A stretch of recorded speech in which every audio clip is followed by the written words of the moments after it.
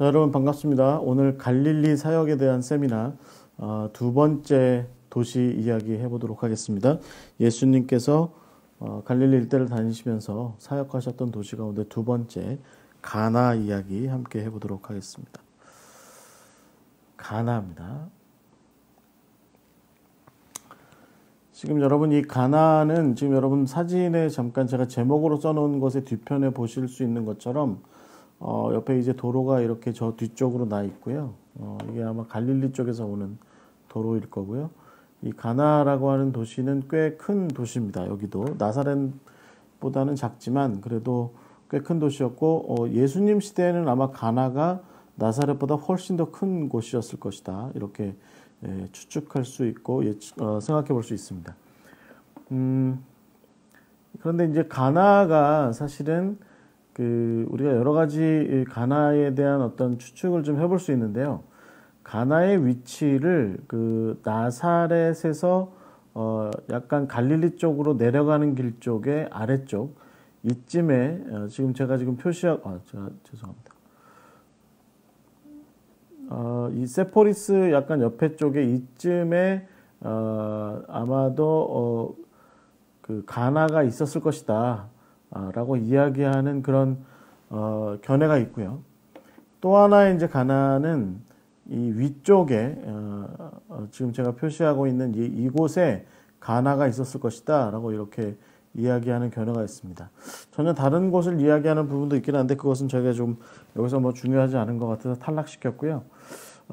지금 우리가 예를 들어서 순례를 떠나면 방문하는 곳은 이쪽에 있는 가나인데 나사렛에서 굉장히 가깝죠. 보통 갈릴리 쪽에서 올라오게 되면 티베리아스 쪽에서 올라오게 되면 이 가나를 통해서 나사렛으로 이렇게 들어가는 경우가 있습니다. 근데 여러분 이곳이 가나다라고 얘기를 하는 것은 조금 견해가 좀 많이 다른 부분이 있어요. 그래서 지금 제가 위치시켜 놓고 있는 이곳이 원래 가나일 것이다라고 얘기하는 것이 사실은 고고학적으로 훨씬 더 타당하게 지금 받아들여지고 있는 그런 가나 그곳이 되겠습니다. 그래서 좀 이제 우리가 좀 이것을 이야기를 좀 정리를 해보자면 이렇게 얘기할 수 있습니다. 카프루 가나와 키르벳 가나입니다.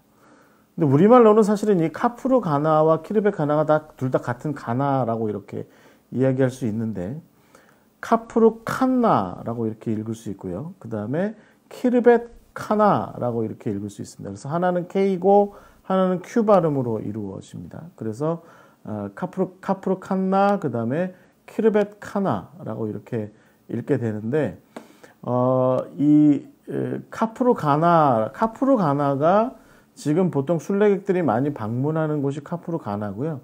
그 다음에 키르벳 가나라고 이렇게 얘기하면 제가 지금 이제 여러분들에게 고고학적으로 이것이 훨씬 더 타당성이 있어 보인다라고 얘기하는 지금 제가 표시하고 있는 이곳이 키르벳 가나입니다.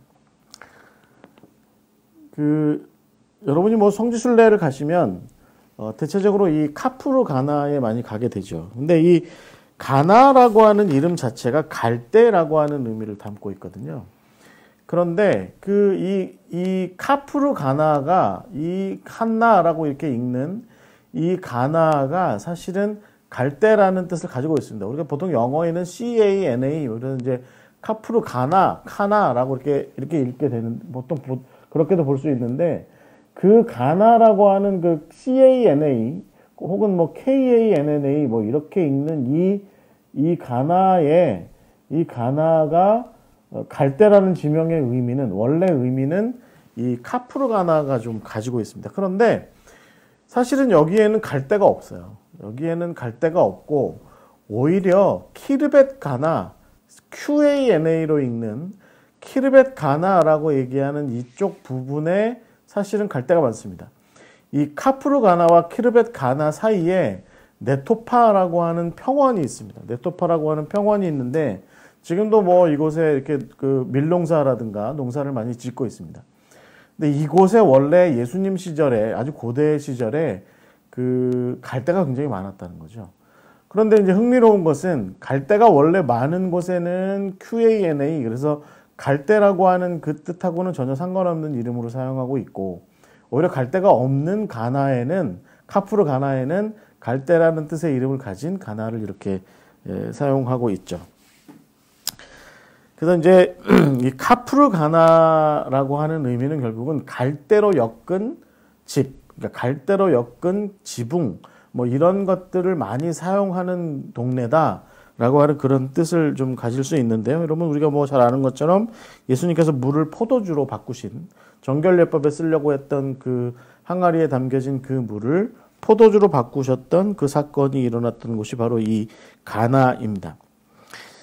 그런데 뭐 제가 좀 이 카프르 가나에 대해서 먼저 우리가 좀 정리하고 넘어가자면 이 카프르 가나는 사실은 고고학적인 증거가 굉장히 희박합니다. 보통 순례들은 다 여기로 가는데 우리가 가는 곳의 순례 뭐 거기 무슨 그 나다나엘의 교회도 있고 또 예수님께서 물을 포도주로 바꾸신 것을 기념하는 교회도 있고 뭐 그 밑에 뭐 예를 들면 뭐 고대 시절에 있었던 회당 자리도 발견이 되고 뭐 사람들이 많이 모여 있었던 어떤 쥐터 같은 것도 많이 발견되고 하는데 그럼에도 불구하고 사실은 이곳이 가나 예수님께서 가셔서 혼인잔치에 참여하셨던 곳일 가능성은 지극히 희박하다라고 하는 것이 사실은 일반적인 견해예요. 그럼 왜 카프르 가나가 이렇게 유명해졌고 지금 많은 순례객들이 이렇게 찾아오게 되는 걸까요? 그 이유는 간단합니다. 지금 여러분 지금 이쪽이 갈릴리 호수인데요. 보통 일반적으로 순례객들이 오게 되면 이제 갈릴리 호수를 갔다가 이쪽으로 이렇게 넘어와서 이 가나, 우리 카프르 가나를 거쳐서 나사렛으로 가게 되는 거죠. 그래서 나사렛으로 가는 길목에 있는 곳이었기 때문에 일반적으로 이제 이 순례객들에 의해서 개발된 가나가 바로 카프르 가나일 것이다. 보통 이렇게 이야기를 합니다. 그 6세기경의 순례객 가운데 피아첸차라는 사람이 있었는데 여기 카프르 가나를 예수님이 기적을 일으킨 곳이다 라고 이렇게 주장을 하게 돼요. 아마 그 사람이 굉장히 정치적으로도 힘이 있었던 모양이죠. 그래서 여기가 이제 말하자면 교회에서 인정하는 순례를 많이 하게 하는 그런 그 가나로 이제 이렇게 인정이 된 겁니다. 그리고 거기에 이제 가톨릭이라든가 여러 종파들의 교회들도 이곳에 사실은 많이 이렇게 세워지게 된 거죠. 흥미롭죠. 그래서 보통 19세기, 18세기, 19세기에 우리가 아는 기념교회들은 다 이때 이제 세워지게 되는데 그러나 사실은 여기가 진정한 가나일 수는 없다라고 얘기를 하는 것이 학자들의 전문가들의 일반적인 견해입니다. 정말 이제 중요하다. 사실은 고고학적으로 발굴이 많이 되고 진정한 가나일 가능성이 높다라고 얘기하는 것은 아까 뭐 제가 서두에서 말씀드린 것처럼 키르벳 가나일 가능성이 높은데요. 이 키르벳 가나가 바로 지금 제가 빨간 것으로 표시해 둔 이곳입니다. 네. 요 사이에 카프르 가나와 키르벳 가나 사이에 네토파라고 하는 평원이 있다고 제가 말씀드렸고, 이제 이곳이 이제 평탄한 곳이기 때문에 사람들이 많이 이렇게 다녔던 곳이 바로 이곳이 되는 거죠. 그래서 아마도 여기가 티베리아스인데요. 갈릴리의 티베리아스고 여기가 막달라인데, 네. 막달라에서 아르벨 골짜기를 지나치면 이쪽으로 넘어가게 돼요.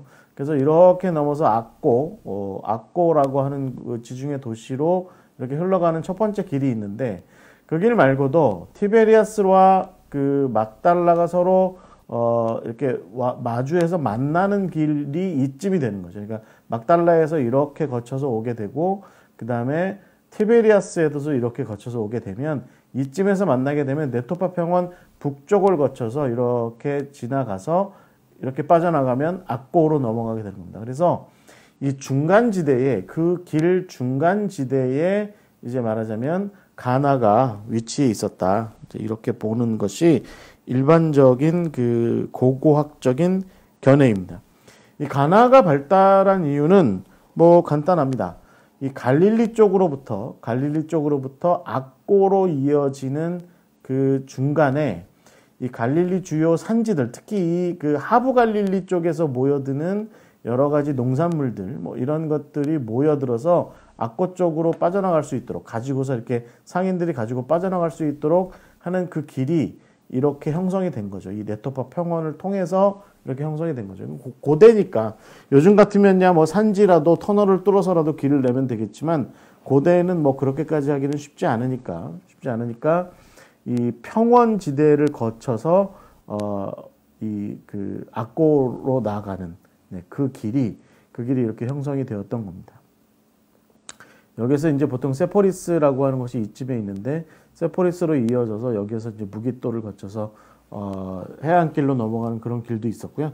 그래서 이제 고대의 길들이 그렇게 있었기 때문에 카프르 가나보다는 이 카프르 가나 순례 때문에 개발된 추정된 도시 그 가나보다는 워낙에 고고학적으로 발굴이 많이 된 곳 이 키르벳 가나가 예수님께서 물을 포도주로 바꾸신 사건이 있었던 곳이라고 이렇게 이야기할 수 있을 것 같습니다. 네. 사실은 이제 이 키르벳 가나가 가능성이 높다라고 점쳐지는 또 한 가지 이유가 뭐냐면 우리가 알고 있는 그 요세푸스가 고대 그 이스라엘의 역사가죠. 네. 그 유다 전쟁에도 참여했고 또 예수님이라든가 뭐 세례 요한이라든가 이런 사람들에 대한 그 기록도 남겼던 그 요세푸스가 그 유다가 한참 로마랑 전쟁을 치를 때에 이 갈릴리 일대에서 부대 지휘관으로 참여를 했어요. 그런데 그러던 중에 이 가나라고 불리는 한 마을에서 어느 정도 머물렀다라고 하는 그런 기록이 남아 있습니다. 이때 이제 요세푸스는 그 가나가 갈대 마을이다. 그래서 이제 CANA라는 표현으로 이렇게 썼는데, 근데 뭐 어찌됐든 뭐 그렇게 본다 해도 아마 그 지명이라든가 이런 것들이 좀 혼란스러웠을 것이라고 보고 이 요세푸스가 묵었던 곳은 카프르 가나일 가능성보다는 이쪽 지금 보시는 키르벳 가나에서 머물렀을 가능성이 높다. 이제 이렇게 봅니다. 그러니까 나중에 이제 카프르 가나는 사실은 요세푸스의 기록에 근거해서 순례객들이 아마 이제 조합회에서 만들어진 아마도 제 생각에는 장사꾼들에 의해서 만들어진 도시였을 가능성이 훨씬 높아요. 그러니까 나사렛이 확고해지고 나니까 나사렛으로 가는 길목의 어느 한켠에다가 이제 그 가나를 만든 거죠. 가나를. 그래서 이제 순례의 용이함, 순례의 편의를 위해서 이제 이렇게 만들었을 가능성이 높습니다. 자, 어찌됐든 예수님 이후에 100년, 200년이 지나고 나서 한 3세기경에 유대인 랍비들이 이 가나, 키르벳 가나에 모여들어요. 그래서 여기에서 이제 회당도 발전시키고 그들만의 종교적인 어떤 프로그램들도 여기에서 이제 많이 만들게 됩니다. 여러분 말하자면 유다 전쟁, 그러니까 AD 70년과 133년의 바르코크바 반란까지 거친 약 50년 정도의 어간에 유대인들은 이쪽 남쪽 유다 지역, 그러니까 예루살렘 지역으로도 많이 축출되고 쫓겨나죠. 그리고 나서 많은 랍비들, 대표적으로 이제 사두개파 유대인들은 대체적으로 저항하다가 다 죽고요. 그 마지막으로 마사다에서 이제 많이 죽고 거의 다 죽었고, 바리새파 유대인들은 성전보다는 말씀이 더 중요한 사람들이었기 때문에 나중에 이제 이 갈릴리 쪽으로 옮겨옵니다. 갈릴리 쪽으로 많이 근거지를 옮겨서 우리가 알고 있는 얌니아 뭐 이런 거 다 이제 갈릴리에 있죠.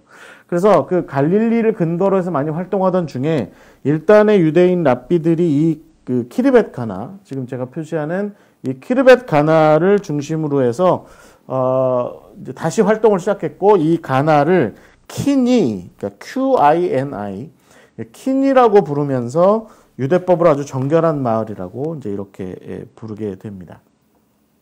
어찌됐든 고고학적으로는 예수님께서는 이곳으로 가셨을 가능성이 높다. 이제 여기에 가서 여기서 이제 잔치를 치렀을 가능성이 높다. 이제 이렇게 보고 있습니다.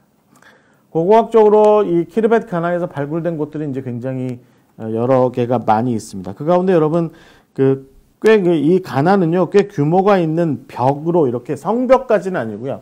성벽까지는 아니고 고대 도시들이 취했던 방법 중에 하나가 이제 이렇게 집들의 외벽들로 마을의 성벽을 삼았던 그런 케이스들이 좀 있는데, 이 가나도 이제 그렇게 좀 해뒀고요.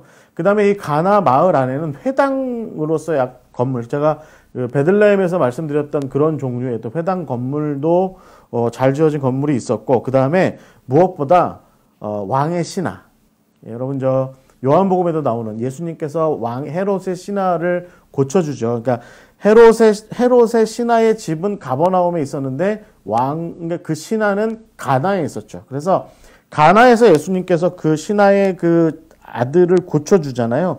그 왕의 신하가 머물렀던 건물도, 그 왕의 신하가 머물렀던 소위 말해서 관청으로 사용했던 건물도 이 가나에서 발견이 됐습니다.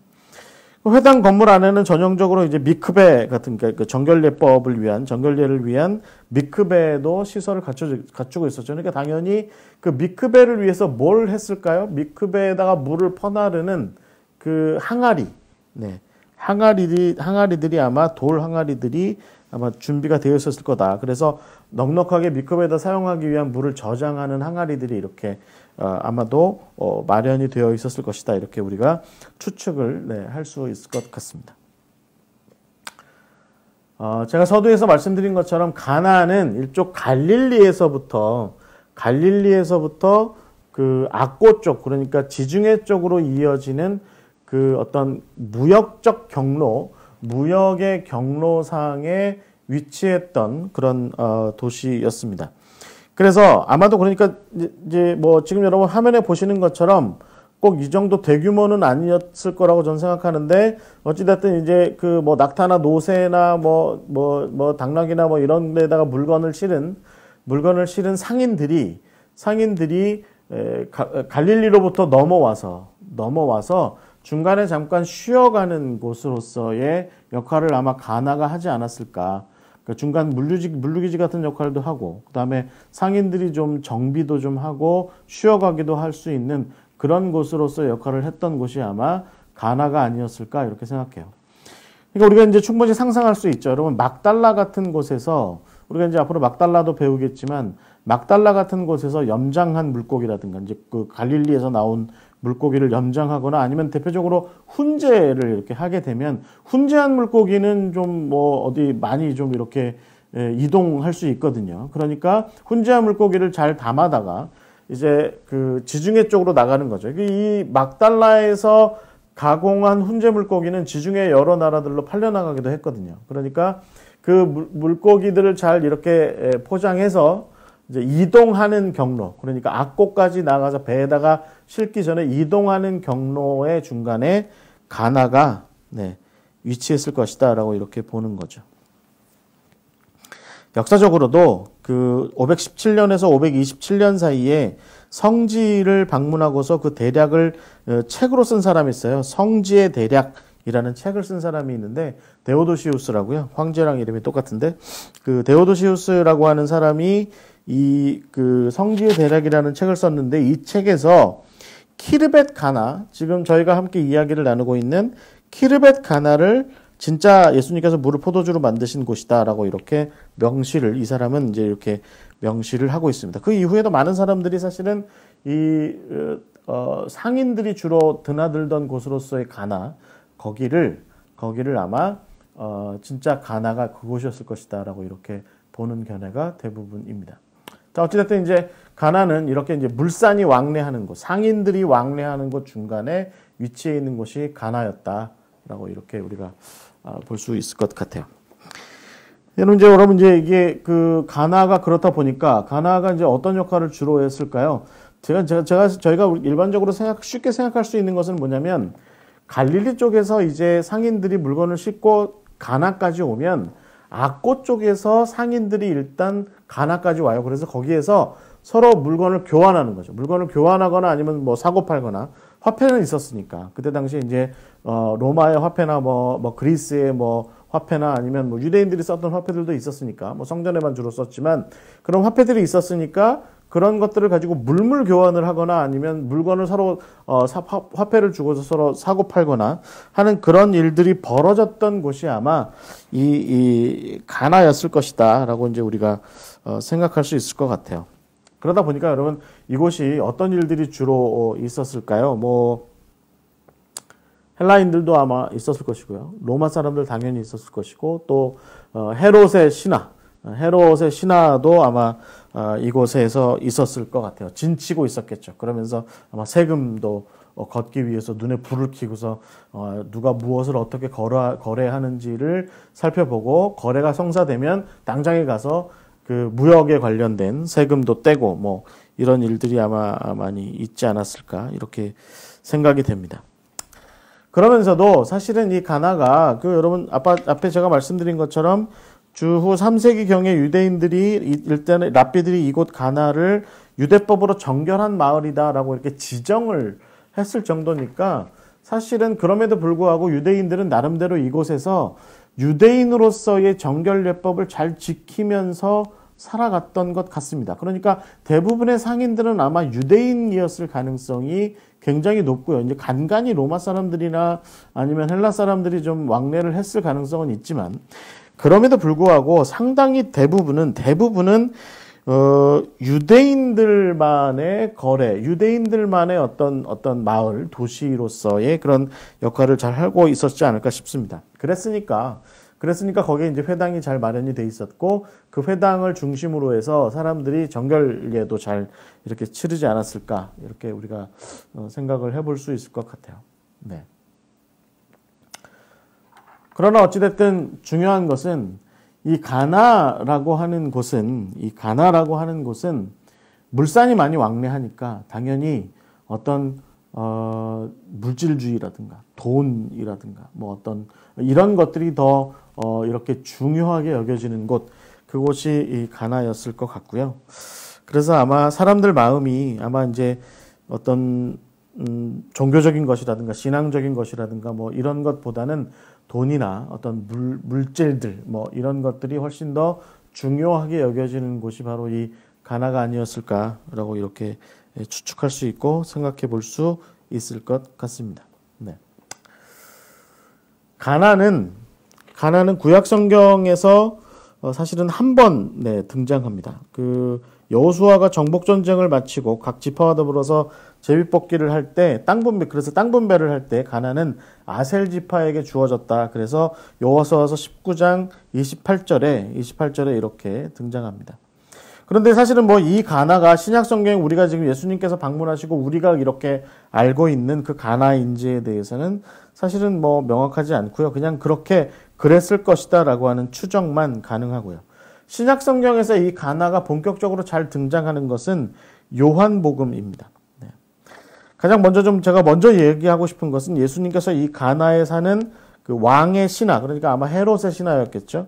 헤롯의 신하의 아들을 고쳐주셨습니다. 예수님도 참 마음이 좋으신 분이에요. 그러니까 이 헤롯의 신하가 가나에서 뭘 하고 있었을까요?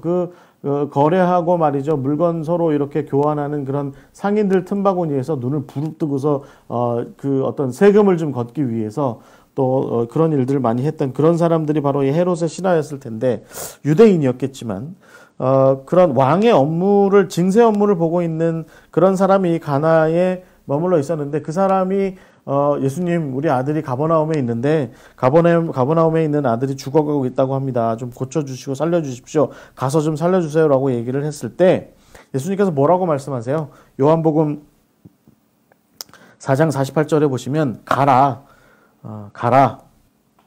내 아들이 살아있다라고 이렇게 말씀하시면서 이 가나에서 예수님께서 그 병에 걸린 헤롯 왕의 신하의 아들을 이렇게 고쳐주셨던 그 일들이 있었던 곳이 바로 이 가나였습니다. 그런데 이제 흥미로운 것은 이 가나가 단순히 그런 곳만으로서의 의미가 있었던 것은 아니에요. 가나에서 사실은 정말 중요한 것은 우리가 이제 예수님의 제자 중에 그 바돌로메라고 이야기하는 그 나다나엘이 이 가나 출신이라는 거죠. 네. 요한복음 21장 2절에 보시면 이 가나에 살던 나다나엘이다. 가나 출신의 나다나엘이다라고 이렇게 표현을 하고 있는데 나중에 이제 이 나다나엘을 기독교 초기의 어떤 기독교 역사는 이 나다나엘을 바돌로메랑 많이 매치시킵니다. 그래서 심지어는 뭐 어떻게까지 매치시키냐면 그 혼인잔치의 신랑이 나다나엘이었다. 그러니까 신랑과 나다나엘과 바돌로메를 세 명을 다 이렇게 한 인물로 이렇게 일치시키는데 이 로마 가톨릭이 좀 이런 일들을 많이 합니다. 야고보도 다 같은 야고보로 이렇게 뭐 이렇게 일치시킨다든지 뭐 이런 일들이 있는데 어찌됐든 뭐 나다나엘이 아마 그 바돌로메라고 한다면 그 바돌로메가 나중에 빌립, 그러니까 자기 친구 나다나엘의 친구였던 빌립이죠. 그래서 그 둘이 친구니까 바돌로메하고 빌립이 나중에 선교 여행을 많이, 제자로서의 그 선교 여행을 많이 다니거든요. 그래서 아마 이 두 사람이 같은 사람일 것이라고 예측하는데, 어찌됐든 바돌로메인 나다나엘이 이 가나 출신인 것이죠. 요한복음 21장에 이렇게 나와 있는 것처럼. 그 다음에 이 나다나엘은 신실한 사람으로서 늘 무화과 나무 아래 앉아서 기도하면서 성경을 읽는 사람이었다라고 이렇게 요한복음 1장 48절에 그렇게 이야기하고 있습니다. 이 그 무화과 나무 아래 앉아 있다라고 하는 것은 무엇을 의미합니까? 여러분 그 열왕기상 4장 25절이나 스가랴서 3장 10절 말씀에서 그렇게 이야기하는 것처럼 무화과 나무 아래 있다라고 하는 것은 샬롬의 상태를 의미합니다. 평안하다라고 하는 것을 의미하는 것이죠. 그래서 이 어떤 특히 하나님의 사람들이, 이스라엘 백성이, 유대인이 지금 여러분 화면에 보시는 것처럼 조금 뭐 자세는 좀 삐딱하긴 하지만 그 무화과 나무 아래 저렇게 평안하게 이게 무화과 나무 아래 앉아 있다라고 하는 것은 내가 하나님의 은혜 가운데에서 하나님께서 결실할 수 있을 만한 때에 다 결실하게 하시기 때문에 내 삶이 지금 평안하다라고 이야기하는 그런 모습을 의미하는 겁니다. 그래서 구약의 표현은 그렇게 되는 거죠. 내 백성이 무화과 나무 아래, 포도나무 아래 평안하게 거할 것이다 라고 이렇게 이야기하는 것이 바로 이제 구약의 전형적인 표현이 되는 것이죠. 근데 이게 이제 예수님 시절로쯤으로 넘어오게 되면 그 의미가 약간 좀 바뀌게 되죠. 아마도 구약 시대에는 실제로 예를 들면 뭐 솔로몬 시절에 솔로몬의 정말 어떤 지혜로운 치세 덕분에 그 백성들이 무화과 나무 아래 평안하게 있을 수 있었다라고 이렇게 이야기하는 것이 실제로 이제 구약의 역사 가운데 나타났던 반면에 예수님 시절쯤 오게 되면 이 무화과 나무 아래 앉아 있다라고 하는 것은 사실은 정말로 육체적으로 편안하기 때문에, 정말로 육체적으로 어떤 행복하기 때문에 무화과 나무 아래 있다라고 얘기할 수는 없습니다. 예수님 시절쯤 되면 이 무화과 나무 아래 있다라고 하는 것은 결국은 나는 이렇게 되고 싶다. 내가 그것을 소망한다. 내가 내 삶이, 우리의 삶이, 우리 이스라엘의 삶이, 우리 하나님의 백성의 삶이 평안하게 되기를 내가 간절히 소망한다라고 하는 그런 마음을 담고 있는 어떤 자기 표현, 그것이 되는 겁니다. 그래서 무화과 나무 아래에서 대체적으로 그 성경을 읽는 모습이 사실은 유대인들의 어떤 정서적인 어떤 종교적인 신앙적인 자기 표현 중에 하나였습니다. 그러니까 누군가가 무화과 나무 아래 앉아 있으면 그냥 앉아서 편안하게 낮잠 자고 그러는 것이 아니라 그곳에서 성경을 읽으며 기도하며 이렇게 외치는 거죠. 마치 하박국처럼 주여 어서 오시옵소서, 주여 진노 중에라도 수년 내에 부흥을 일으켜 주시옵소서. 이런 식으로 하나님의 어떤 도래, 하나님께서 오실 것, 하나님께서 메시아로 오셔서 하나님께서 당신의 종 메시아를 보내주셔서 우리를 자유함 가운데로 이끌어 주시고 우리 삶을 회복시켜 주시고 우리 삶을 온전하게 해 주시기를, 그런 삶으로 부흥하게 되기를 간절히 바라는, 소망하는 그 마음을 이 무화과 나무 아래 앉아서 성경을 읽고 기도하는 가운데 이렇게 담아내게 되는 것입니다. 그래서 요한복음 1장의 이야기가 상당히 이제 흥미롭습니다. 그러니까 지금 이제 그러니까 요한복음 1장의 표현에 의하면 특히 48절의 그 1장 48절의 표현에 의하면 빌립이 너를 부르기 전에 그러니까 예수님께서 무화과 나무 아래, 네가 무화과 나무 아래 앉아 있는 것을 보았다라고 이렇게 예수님께서 말씀하시는 것을 살펴보면 결국 예수님께서는 나사렛에서 막달라나 가버나움 쪽으로 다니시던 길에서 그 가나를 지나쳐 가신 거예요. 그래서 가나를 지나쳐 가시던 중에 나다나엘이 이렇게 다니실 때마다 항상 나다나엘이 그 무화과 나무 아래 앉아서 성경을 읽고 기도하는 모습을 아마 꾸준히 계속해서 보셨던 것이죠. 네. 그러니까 결국에는 그런 모습은 예수님께서 이 사람이 아마 무언가를 기대하고 소망하고 있구나, 무언가를 소망하고 있구나라고 하는 것을 아마 충분히 이제 이렇게 예측하실 수 있는, 추측하실 수 있는 그런 모습이었다라는 것입니다. 나다나엘이 거기서 뭘 했을까요?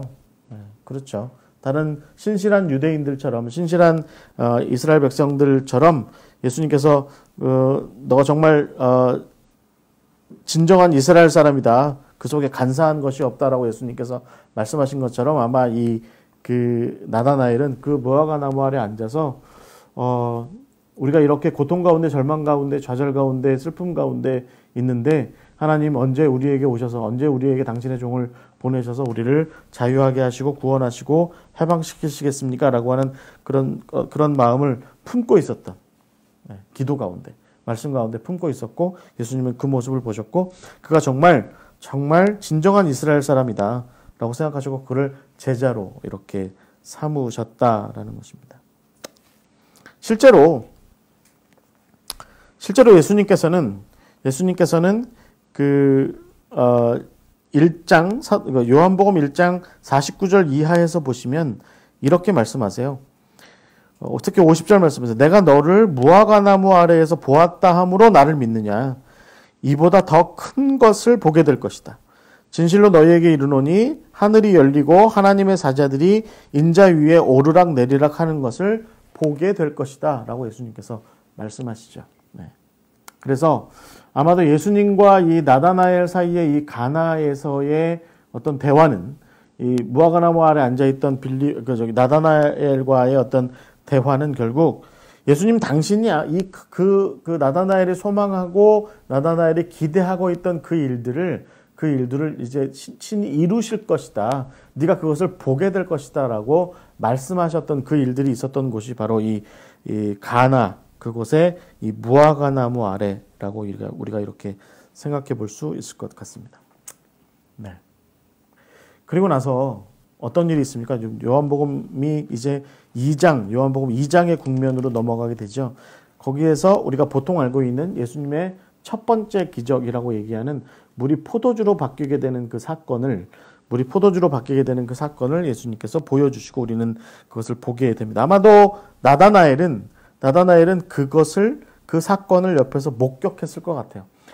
가톨릭 전통에 의하면 아마 그 신랑이 나다나엘이다라고 이렇게 이야기하기도 하지만, 그렇지만 그것은 너무 제가 보기엔 너무 과도한 추측일 것 같고요.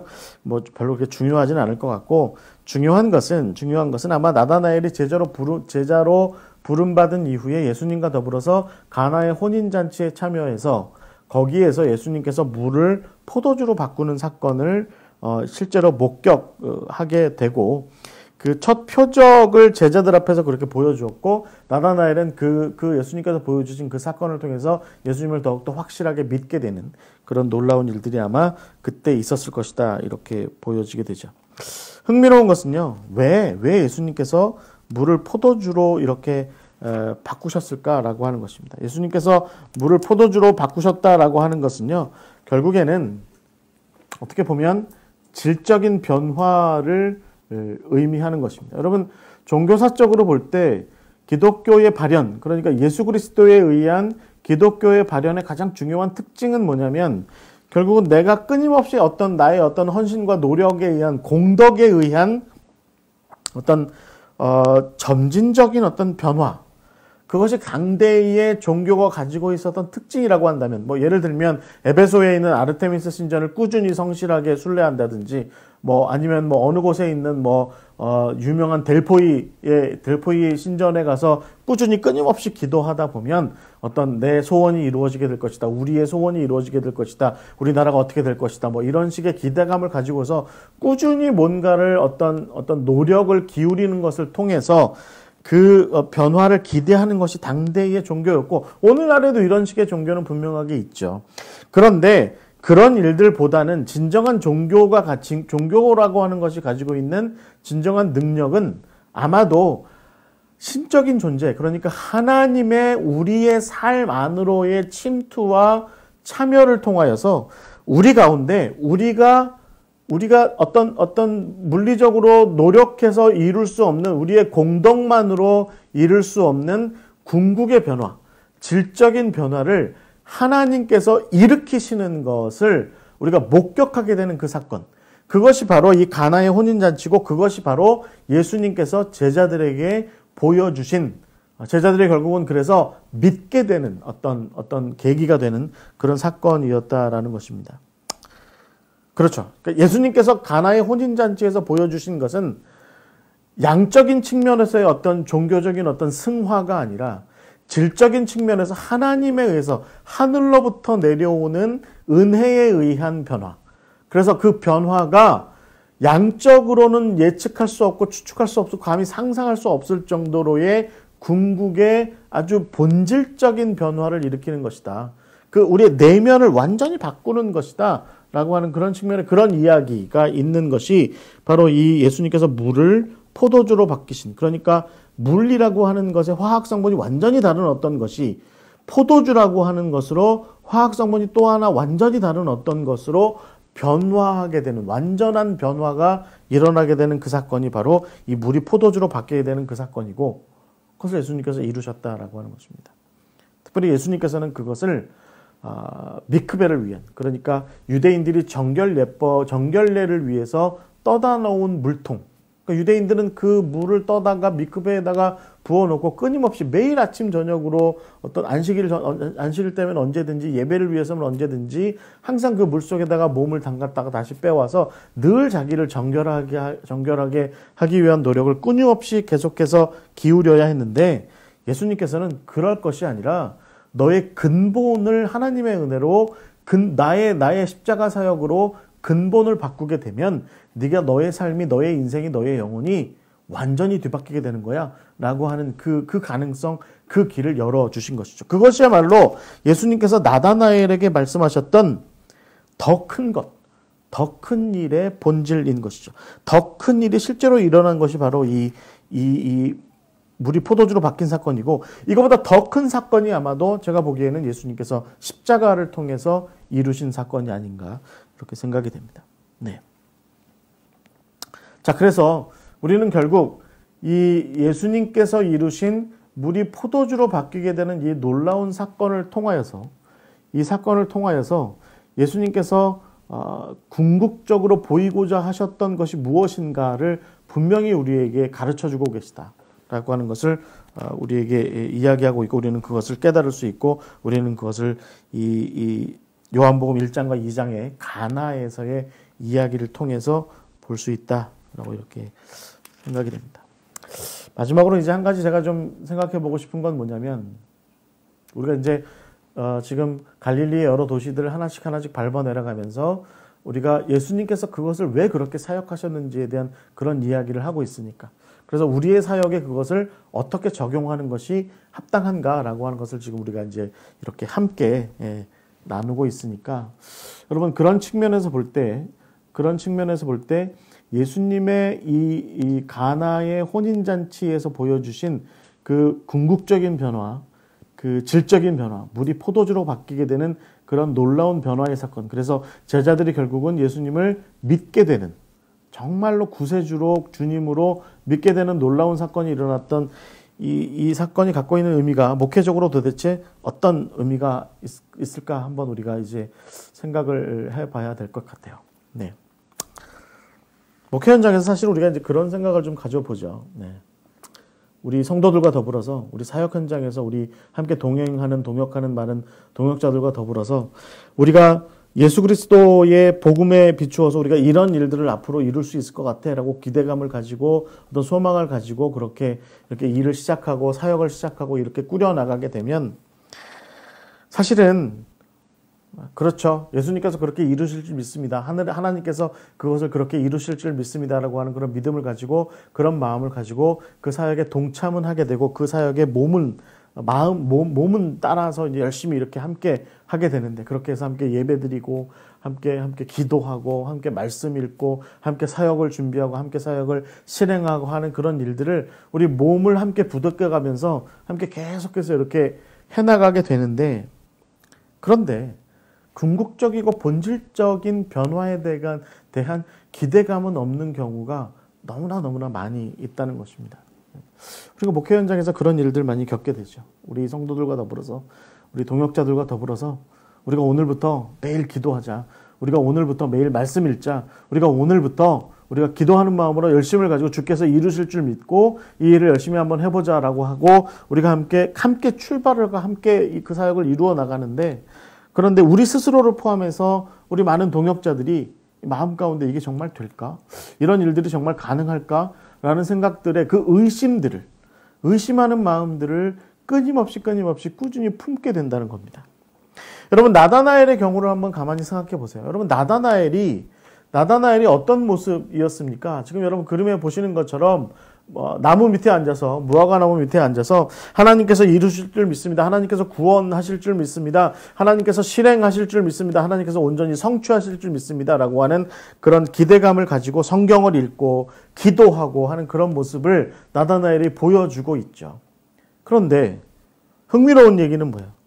빌립이 안드레와 더불어서 베드로와 더불어서 함께 예수님을 만나고 예수님께서 하시는 일들의 여러 가지 모습들을 보고서 이분이 아마도 하나님께서 보내신 하나님의 예언자, 하나님의 선지자인가 보다, 하나님의 사람, 하나님의 종인가 보다라고 생각하고, 그 중에 빌립이 가나에 있는 나다나엘을 찾아가서 나다나엘, 당신이 오래 기다리고 있던, 네가 오랫동안 기다리고 있던 그분이 아마 오셨던 것 같아.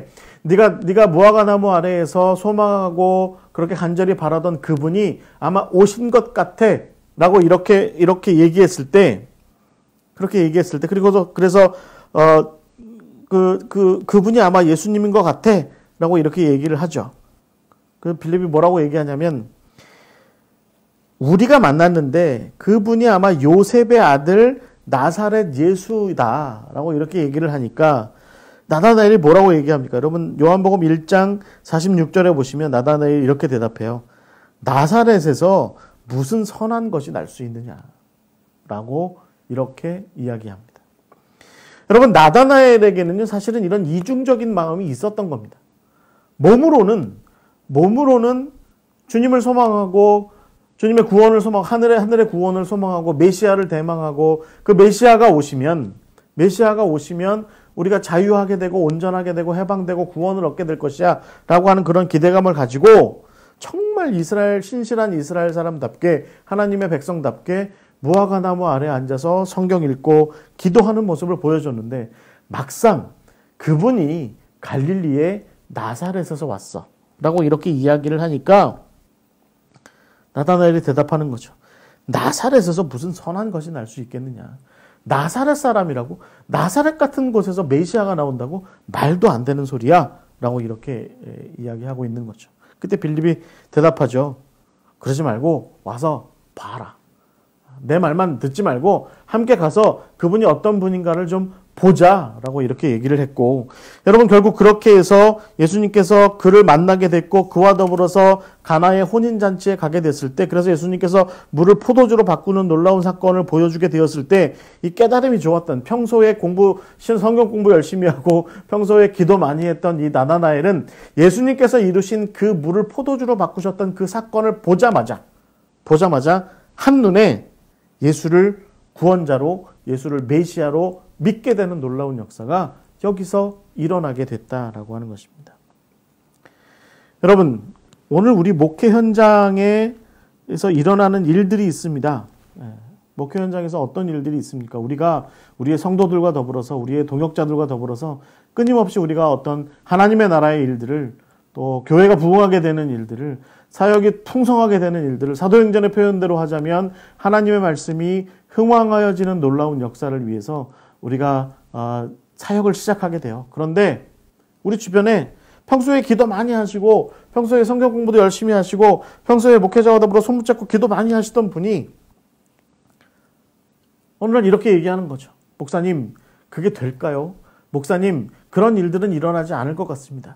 그런 일들은 우리 가운데는 일어나지 않을 것 같습니다. 우리 교회에서는 일어나지 않을 것 같습니다. 우리 교회 같은 곳에서 무슨 그런 일들이 일어나겠습니까? 우리의 사역지에서 그런 일들이 일어난다고요? 안 됩니다. 제가 보기에는 그곳은요, 제가 보기에는 우리가 있는 이곳은 하나님께서 이미 버리셨습니다.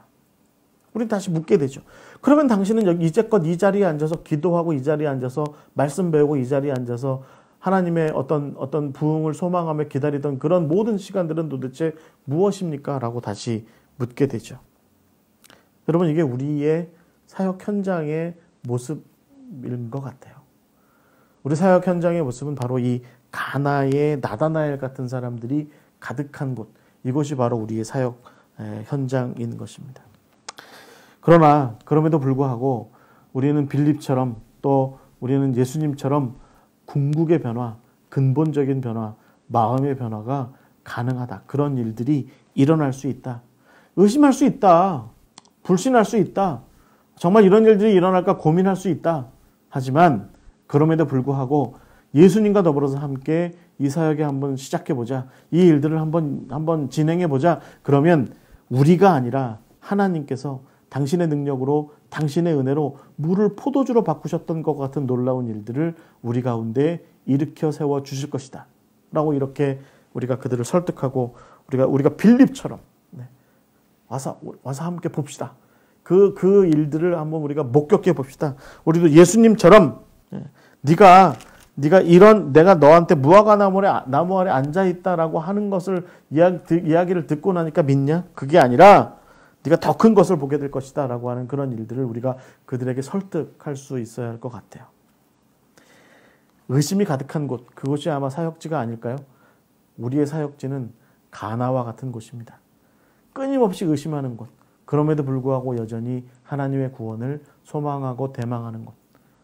결국은 이 소망과 의심이 서로 교차하는 곳이 아마도 이 가나가 아닐까 생각하고요. 이런 곳에서 주님이 찾아오셔서 궁극의 변화를 일으키신 것처럼 우리도 역시 주님께서 일으키시는 변화의 선상에 함께 서서 우리의 사역 현장에 근본의 변화, 질적인 변화, 궁극의 변화가 일어나기를 위해서 열심히 헌신해야 할 줄 믿습니다. 자, 오늘 이렇게 두 번째 가나에 대한 이야기를 이렇게 마치게 되겠고요. 다음 이야기는 아마 가버나움, 세 번째 이야기는 가버나움이 될 것 같습니다. 다음 시간에 다시 뵙도록 하겠습니다. 감사합니다. 마치겠습니다.